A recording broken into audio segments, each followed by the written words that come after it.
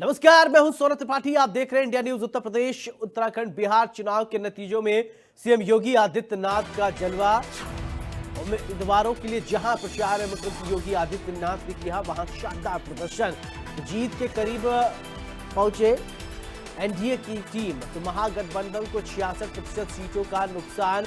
योगी का 74% strike rate दिखा प्रभाव। भारी प्रचार के बाद भी विपक्ष पड़ा कमजोर। तो बड़ी जानकारी इस वक्त आपको बता दें कि मुख्यमंत्री योगी आदित्यनाथ ने जहां जहां चुनाव प्रचार किया वहां भारतीय जनता पार्टी ने शानदार प्रदर्शन किया है। तो प्रचार किए उम्मीदवारों में 32 जीत के करीब पहुंच गए हैं। बड़ी जानकारी, महागठबंधन को 66% सीटों का नुकसान हुआ है। तो प्रचंड बहुमत की तरफ बढ़ता हुआ एनडीए। ये तस्वीर आप देख पा रहे हैं नीचे टैली में। अगर आप देखेंगे तो 204 पर एनडीए गठबंधन और वहीं महागठबंधन की अगर बात करें तो 32, अन्य के खाते में 6 सीटें जाती हुई नजर आ रही है।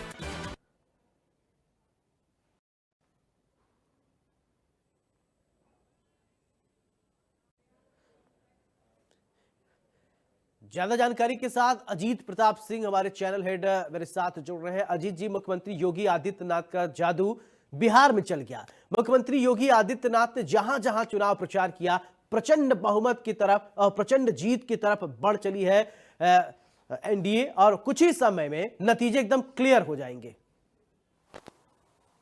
देखिए, बिल्कुल सौरभ, जिस तरह से बिहार का रिजल्ट आया वो बिल्कुल अपने आप में अप्रत्याशित है, क्योंकि कहा जा रहा है कि भाई बीजेपी जीतेगी, सरकार बनाएगी, एनडीए का गठबंधन बनाएगा, लेकिन जिस तरह से रिजल्ट आया है, जिस तरह से महिलाओं की भागीदारी, नौजवानों की भागीदारी है, वो अपने आप में बिल्कुल अलग है। और देखिए, उत्तर प्रदेश के मुख्यमंत्री योगी आदित्यनाथ का जो जीत का स्ट्राइक रेट है वो 70 से अब 74 यानी लगभग 80 के आसपास पहुंच गया है। 42-43 सीटों पर योगी आदित्यनाथ ने प्रचार किया, उसमें से 32 से 33 सीटें भारतीय जनता पार्टी और जो एनडीए के जो प्रत्याशियों का उन्होंने प्रचार किया था उसमें से जीत रहे हैं, यानी 74% स्ट्राइक रेट के साथ योगी आदित्यनाथ का एक बार फिर दबदबा कायम है। आप देखिए बिहार का रिजल्ट, अभी भी जिस तरह से जो महागठबंधन था वो अब 30-35 सीटों पर सिमटता नजर आ रहा है और 200 का आंकड़ा जो है वो एनडीए पार कर चुकी है। यानी जो एनडीए गठबंधन है, नीतीश कुमार, चिराग पासवान और भारतीय जनता पार्टी, वो एक प्रचंड बहुमत के साथ आ रहा है। तो क्या बिहार की जनता ने ये बता दिया कि जो जंगल राज था उसके खिलाफ वोटिंग हुई है, जो नीतीश कुमार का मास्टर स्ट्रोक था उसके पक्ष में वोटिंग हुई है। बीजेपी के जो स्टार प्रचारक थे, चाहे देश के प्रधानमंत्री हो, गृह मंत्री हो, उत्तर प्रदेश के मुख्यमंत्री योगी आदित्यनाथ हो, इसके साथ ही बहुत सारे बीजेपी की एक लंबी चौड़ी टीम जो है वहां पर लगी थी। उत्तर प्रदेश सरकार के सभी मंत्री वहां पर थे। एक जो प्रचंड बहुमत यानी 206 के आसपास का आंकड़ा पार करती नजर आ रही है एनडीए। और योगी आदित्यनाथ, आपने देखा होगा इसके पहले हरियाणा का चुनाव, महाराष्ट्र का चुनाव, जहां भी चुनाव होता है और उत्तर प्रदेश के मुख्यमंत्री योगी आदित्यनाथ की जब डिमांड होती है, अगर देश के प्रधानमंत्री को छोड़ दिया जाए तो सबसे ज्यादा डिमांड अगर किसी नेता की है, किसी चेहरे की है तो योगी आदित्यनाथ है सौरभ।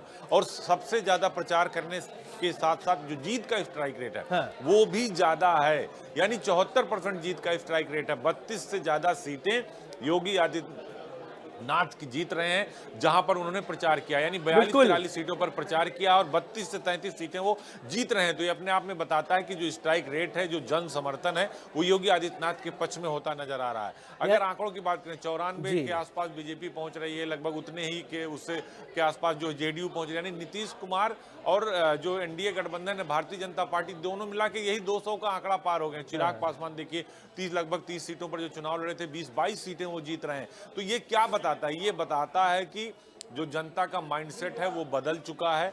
आप भीड़ को वोट में परिवर्तित नहीं कर सकते।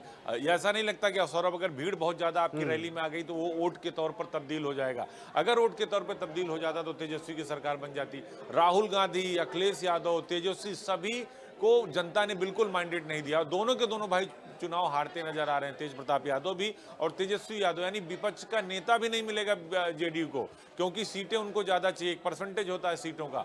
तो और उनके परिवार में 2 के दोनों बेटे हार रहे हैं, लालू यादव के 2 के दोनों बेटे हार रहे हैं, यानी जो विरासत वाली सियासत थी वो समाप्त होती दिखाई दे रही है। अखिलेश यादव ने एक दिन में 5-5, 8-8 रैलियां बिहार के अंदर की, अलग अलग जगहों पर, सिवान से लेकर जो सीमांचल था वहां तक रैलियां की गई। तो लेकिन उसका कोई मैंडेट नजर नहीं आ रहा। और देखिए इसका असर 2027 का जो विधानसभा चुनाव होगा उत्तर प्रदेश में, उसमें भी पड़ेगा। और एक बार योगी आदित्यनाथ ने साबित कर दिया है कि अभी उत्तर प्रदेश के अंदर उनसे बड़ा कोई चेहरा नहीं है और उनसे बिल्कुल, ज्यादा किसी यानी के पास अजीत समर्थन जी, नहीं है। अगर ये कहा जाए दबदबा था, दबदबा है और दबदबा रहेगा 27 में, क्योंकि अब आपने देखा मुख्यमंत्री योगी आदित्यनाथ जब बिहार में जाते थे तो लोग बुलडोजर लेके आते थे और तस्वीरें ऐसी आई, जनता वहां की कहती हुई चिल्लाती हुई नजर आई, अपने कैमरे में उनको तस्वीर को कैद करते हुए कि बाबा एक बार इधर भी तो देख लीजिए, बिहार में आए तो हमारे तरफ भी देख लीजिए। मतलब इतना गजब तस्वीर शायद और अन्य किसी नेताओं के साथ देखने को मिला होगा। लेकिन इसीलिए हम कह रहे हैं दबदबा था, दबदबा है और 27 में उत्तर प्रदेश में दबदबा रहेगा। देखिए बिल्कुल योगी आदित्यनाथ की रैलियों में बुलडोजर पहुंचे, बुलडोजर से लोग पहुंचे, पीले पंजे की छाप दिखी। और योगी आदित्यनाथ की के जो बयान थे सौरभ, अगर आप देखिए बिहार के इलेक्शन में, तो योगी आदित्यनाथ ने कहीं कोई धीमी या हल्की लाइन नहीं ली। मिट्टी में मिला देंगे, माफिया राज हमने समाप्त कर दिया है, बुलडोजर चला देंगे, अप्पू टप्पू लप्पू, बहुत जबरदस्त तरीके से उन्होंने अटैक किया। जो उनकी हार्डकोर हिंदुत्व की लाइन है उस पर वो बरकरार रखा उन्होंने। बटेंगे तो कटेंगे। आपको याद होगा पिछले चुनाव में बटेंगे तो कटेंगे का जो नारा था इतना हिट हुआ, और जो प्रधानमंत्री ने बोला था एक रहोगे तो सेफ रहोगे, ये पूरी दुनिया में, जर्सी में चुनाव हुआ, अमेरिका में चुनाव हुआ, यूके में चुनाव हुआ, यहां तक कि पाकिस्तान में वहां भी बुलडोजर की गूंज दिखाई दी। तो इस बात से आप अंदाजा लगा सकते हैं कि योगी आदित्यनाथ की जो डिमांड है, जो ग्राउंड जीरो तक पहुंच है योगी और मोदी की, वो आपको साफ साफ दिखाई दे रही है कि ये वो दो चेहरे हैं जो हिंदुस्तान में किसी भी राज्य के नतीजों को कभी भी पलट सकते हैं। और ये बात साबित हो गई है। और जो मैं बात कहता हूं कि भाई, जो चाणक्य कहता था कि आप अगर आपका दुश्मन मजबूत है और आप उसको हरा नहीं पा रहे हैं तो आपके पास सिर्फ एक विकल्प होता है, और वो विकल्प होता है कि आप सामने वाली की स्ट्रेटजी को कॉपी कर लें। और जब आप उसकी स्ट्रेटजी को कॉपी करेंगे तभी सामने वाला गलती करेगा। हालांकि मुझे नहीं लगता कि आज की तारीख में हिंदुस्तान का विपक्ष इस हैसियत में है कि अब भारतीय जनता पार्टी का मुकाबला इस तरह कर सके जिस तरह भारतीय जनता पार्टी रणनीति बनाती है। आज देखिए बिहार चुनाव का फैसला आ गया है, लगभग रुझान आ चुके हैं कि एनडीए भारी बहुमत से जो है वो चुनाव जीत रही है और सरकार बना रही। 200 सीटें पार हो गई, 206-7 के आसपास जब फाइनल रिजल्ट आएगा तो मुझे लगता है 208 से 10 के बीच भी ये पहुंच सकता है।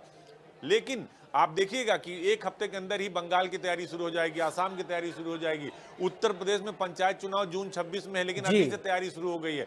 2027 में असेंबली का इलेक्शन, अभी से तैयारी शुरू हो गई है। बीजेपी साल के 365 दिन और 24 घंटे चुनाव लड़ती है। उनका जो कैडर है, जो उनका ग्राउंड जीरो है, वो लगातार काम करते नजर आते हैं। तो वो विपक्ष की तरह सिर्फ ट्विटर पर, फेसबुक पर, इंस्टाग्राम पर सोशल मीडिया वाली राजनीति नहीं करते। सोशल मीडिया का वक्त आता है जब आप चुनाव में चले जाते हैं, उस वक्त सोशल मीडिया काम करता है। लेकिन अगर आपको ग्राउंड जीरो पर उतरना, धरातल पर उतरना, जनता के मुद्दों को लेकर आपको सड़क पर उतरना होगा। सिर्फ सदन में और सोशल मीडिया पर बयान देने से, ट्वीट करने से काम नहीं चलेगा। ये बात बिहार के इलेक्शन ने बता दिया है। और मैं आपको बता रहा हूं कि अभी उत्तर प्रदेश का चुनाव अब धीरे धीरे जोर पकड़ेगा। जो है पंचायत चुनाव की तैयारी शुरू हो गई, विधानसभा का जो मतदाता सूची है उसमें परिवर्धन, संशोधन ये शुरू हो गया। तो अब 5 राज्यों में, उसके बाद उत्तर प्रदेश, उत्तराखंड और पंजाब, ये राज्य हैं। आप देखिएगा कि अभी भी योगी मोदी का ही जो डंका बज रहा है वो बजेगा। योगी आदित्यनाथ विशेष तौर पर, जो कि ब्रांड हिंदुत्व का चेहरा है, संत हैं, जो है दूसरी बार अपने दम पर उत्तर प्रदेश में सरकार बनाई है प्रचंड बहुमत के साथ। क्राइम और करप्शन पर जो उनकी जीरो टॉलरेंस की नीति है, उनकी जो बुलडोजर एक्शन है, इनकाउंटर पॉलिसी है, सभी राज्य लगभग अपना रहे हो। चाहे हेमंत बिस्वा हो, असम में हो, बंगाल की हाईकोर्ट ने कहा, पंजाब की हाईकोर्ट ने कहा, दिल्ली हाईकोर्ट ने कहा कि योगी मॉडल को अपनाया जाए।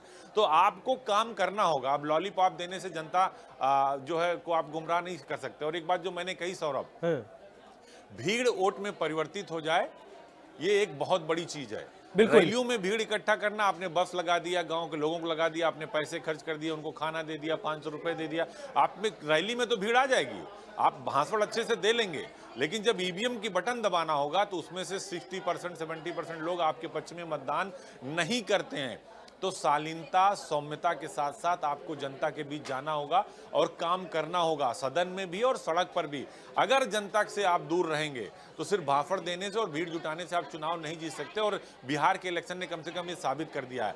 और योगी आदित्यनाथ जैसा चेहरा, ऐसा तो है नहीं कि योगी आदित्यनाथ चेहरा कहीं जा रहा है, वो अभी सारे इलेक्शन में होंगे, डिमांड उनकी होगी, वो प्रचार करेंगे और अपनी जो उनकी भाषा शैली है, वो उसी हार्डकोर हिंदुत्व की लाइन पर बात करेंगे। तो अभी विपक्ष ये ना समझे कि अभी उसका काम पूरी तरह से खत्म नहीं हुआ। अगर विपक्ष के रोल में नहीं रहेगा तो फिर वो सत्ता में कभी नहीं पहुंच पाएगा। ये बात विपक्ष को समझ में आ जाना चाहिए कि बिहार में देखिए चिराग पासवान 20-22 सीट जीत रहे हैं, एनडीए लगभग 100 के आसपास, जो बीजेपी है वो पहुंच रही है, नीतीश कुमार अलग से 90 का आंकड़ा पार कर चुके हैं। तो आप इस बात से अंदाजा लगाइए कि आप काम करेंगे सिर्फ बिल्कुल अजीत जी, एक छोटा सा और आपसे प्रतिक्रिया चाहूंगा। देखिए उत्तर प्रदेश में पहले ही होता था विपक्ष के लिए MY फैक्टर, लेकिन इधर सत्ता पक्ष में MY है, मोदी और योगी, और ये दोनों ऐसे मैजिक चले हैं 2014 के बाद, ऐसा ही मैजिक चला जो आज तक खत्म नहीं हुआ। इधर बाबा को वैसे भी मैजिक सिर चढ़ के लोगों को बोल रहा है, जहां जाते हैं लोग बाबा बाबा करते रहते हैं। यानी ये भी MY जो फैक्टर है बीजेपी की तरफ से, एनडीए की तरफ से उत्तर प्रदेश में बहुत शानदार करने जा रहा है। इससे एक बात साफ हो गई है। देखिए निश्चित तौर पर, देखिए मैं क्या कह रहा हूं, जातीय गठबंधन ज्यादा देर तक नहीं चलता और आपको काम करना पड़ेगा। और कई बार जातीय गठबंधन आपको नुकसान करता है। आप देख लीजिए बिहार आपके सामने है, प्रत्यक्ष को प्रमाण की जरूरत नहीं होती। जब आप जातियों में बांधने लगेंगे लोगों को तो आपका ये जातीय गठबंधन टूट जाएगा। और बिहार के अंदर यही हुआ। आप देखिए ना, महिलाओं ने जाति का गठबंधन तोड़ दिया है। सबसे ज्यादा महिलाओं ने एनडीए को वोट दिया है, वो चाहे नीतीश कुमार हो, चाहे चिराग पासवान हो, चाहे भारतीय जनता पार्टी हो, एनडीए को दिया, महागठबंधन को नकार दिया है। उत्तर प्रदेश में 2022 में आपने देखा होगा जब विधानसभा का चुनाव था, कैसे प्रचंड बहुमत के साथ 37 साल बाद योगी आदित्यनाथ ने सत्ता में वापसी की थी, नारायण दत्त तिवारी के बाद 80 के दशक के।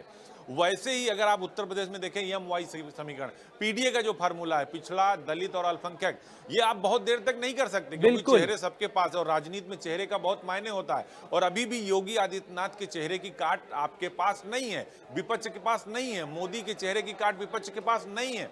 तो आपको ये बहुत बखूबी समझना होगा कि काम करना होगा। और ये पब्लिक है, सब जानती है, बगैर आपके काम की आप धरातल पर काम नहीं कर सकते। और जनता के मुद्दों को उठाना होगा और रियल ग्राउंड पर जाना होगा। और नहीं तो आप अगर जाति गठबंधन की राजनीति करेंगे, जातिवाद की राजनीति करेंगे, धर्म की राजनीति करेंगे, मजहब और संप्रदाय को लाएंगे, तो आप धीरे धीरे पब्लिक समझदार हो गई है। और बिहार में रिजल्ट जो आया है, ये 27 का लिस्मस टेस्ट था, वो पास हो गया है और पूर्ण बहुमत के साथ 90% रिजल्ट के साथ। तो आप इस बात का अंदाजा लगाइए कि उत्तर प्रदेश में क्या होगा। यहाँ तो खुद योगी आदित्यनाथ मौजूद है। उत्तर प्रदेश के अंदर तो राजनाथ सिंह वहीं से आते हैं, देश के प्रधानमंत्री नरेंद्र मोदी वाराणसी से सांसद हैं, राजनाथ सिंह लखनऊ से सांसद है। तो उत्तर प्रदेश का इलेक्शन और बहुत बड़ा और ब्रॉड होने वाला है। तो विपक्ष को विपक्ष की भूमिका में आना होगा, वरना वो सत्ता से लंबे समय तक बाहर रहेंगे। अगर 15 से 20 साल आप सत्ता से बाहर हो जाते हैं, वो चाहे तेजस्वी हो, चाहे अखिलेश यादव हो, चाहे मायावती हो, तो फिर आपकी सत्ता में वापसी के जो चांसेस है ना, वो ना के बराबर हो जाते हैं। तो इस बात को विपक्ष को सोचना चाहिए। हाँ, उत्तर प्रदेश में एक फैक्टर और होगा सौरभ, मायावती की सीटें 2027 के चुनाव में बढ़ेंगी और मुझे लगता है समाजवादी पार्टी की सीटें घटेंगी। अगर यही रवैया रहा और इसी तरीके से ये चलता रहा जो अभी तक आज के प्रेजेंट टाइम में चल रहा है, तो परिवर्तन लाना होगा, तरीके बदलने होंगे, रणनीति बनाना होगा, ग्राउंड जीरो पर जाना होगा, कार्यकर्ताओं में दम भरना होगा, तभी आप बीजेपी का मुकाबला कर सकते हैं। हराना तो दूर है, मुकाबला करने के लिए अभी आपकी सेना तैयार नहीं है, तो पहले उसके लिए आप तैयार हो जाइए। अजीत जी बहुत बहुत शुक्रिया तमाम जानकारी के लिए।